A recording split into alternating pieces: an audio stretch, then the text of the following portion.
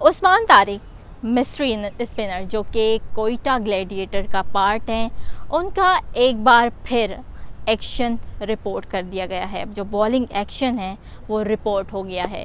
कल जो मैच वो लाहौर कलंदर्स के अगेंस्ट खेल रहे थे, जिसमें उनका एक्शन रिपोर्ट कर दिया गया है, क्योंकि लास्ट ईयर की अगर बात की जाए तो लास्ट ईयर भी उनका एक्शन रिपोर्ट हुआ था। उन्होंने वो क्लियर किया जो एक्शन रिपोर्ट हुआ था। उसके बाद इस बार भी इस साल जो PSL सीज़न 10 है उसमें भी उनका एक्शन रिपोर्ट किया गया है।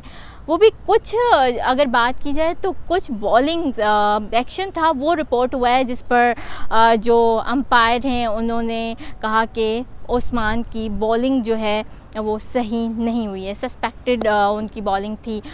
तो अब वैसे तो अगर देखा जाए तो उस्मान बॉलिंग कर सकता है, लेकिन दोबारा इस चीज़ से बच के रहना होगा कि अगर अगेन होती है उनकी बॉलिंग एक्शन रिपोर्ट तो फिर उन्हें ICC का जो मंजूर शुदा लेबॉर्ट्री है उससे उनका टेस्ट क्लियर करवाना होगा, क्योंकि लास्ट ईयर भी उन्होंने अपना टेस्ट क्लियर करवाया था।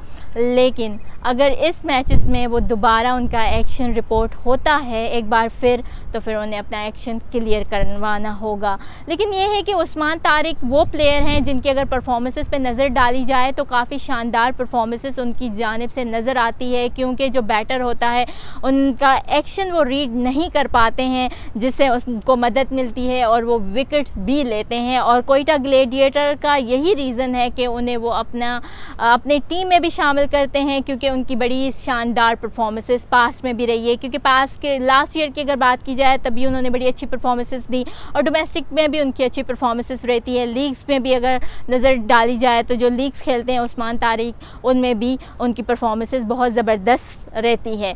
लेकिन एक्शन का रिपोर्ट बार बार होना कहीं ना कहीं उस्मान के लिए जो है खतरे की घंटी भी है, कि उनका जो एक ख्वाब है पाकिस्तान टीम में आने का, कि पाकिस्तान से खेलें। और क्योंकि उनको जो ऑफ़र मिली थी कि फ़ॉरेन कंट्रीज़ में जाके खेलने की, वो भी उन्होंने ठुकरा दी थी, क्योंकि उस्मान तारिक का एक ख्वाब है कि वो पाकिस्तान टीम से खेले। लेकिन कहीं ऐसा ना हो कि ये जो बॉलिंग एक्शन बार बार रिपोर्ट हो रहा है उनकी वजह से उस्मान तारिक का जो है फ्यूचर ख़तरे में ना आ जाए, जो ख्वाब है वो कहीं ख्वाब ही ना बन के रह जाए। सो वेल के यही कह सकते हैं कि उस्मान तारिक की एक्शन अब दोबारा रिपोर्ट ना हो, और वो अच्छी परफॉर्मेंसेस का मुजाहरा तो करते हुए नज़र आते हैं, लेकिन जो एक्शन का रिपोर्ट होने का प्रॉब्लम है वो वापस ना हो। लेकिन अगर बात की जाए हसनैन की, तो हसनैन का भी एक्शन रिपोर्ट हुआ था, लेकिन उन्होंने क्लियर करवाया तो उसके बाद से उन्हें कोई मसला नहीं हुआ। लेकिन उस्मान तारिक को ये दूसरी